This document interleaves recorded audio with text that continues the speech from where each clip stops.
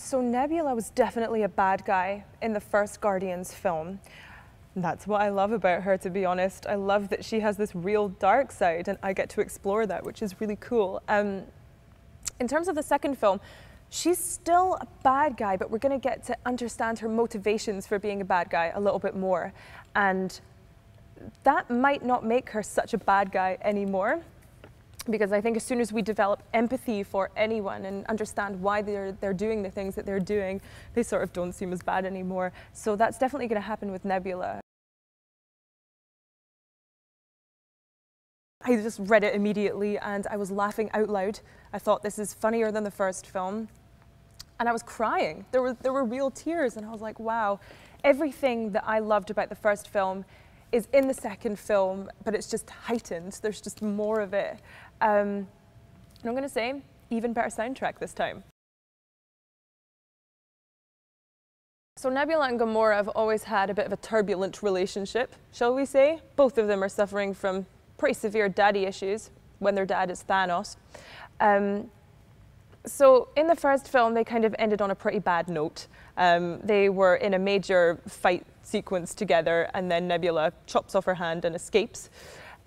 So when we meet them in the second film, Nebula's still pretty pissed off at Gamora. The thing about Zoe is I think she's a very, she really works on instincts, I would say. Like, I feel like she soaks up other people's energy really easily. Like, she does impressions of people all the time and they're so bang on. So I feel like if I'm feeling emotional, she really picks up on that, and then hopefully I'm trying to do the same thing. But she's really sort of receptive, I would say, as an actor, and that's really cool.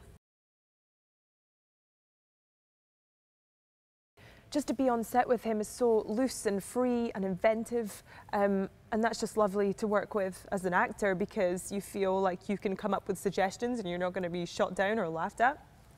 Maybe laughed at a little. But he's great. He sort of has this microphone, so it feels like you're getting notes from God, which is really weird initially, and then it's actually just really efficient.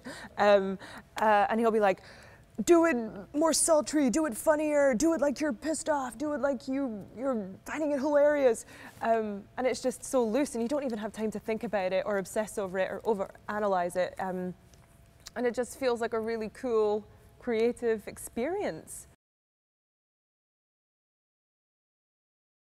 I feel like everybody's going to find something in this film that they can connect with and understand. And also, it's so funny. People are going to have a really good time and they're going to be entertained and they're going to hear some good music.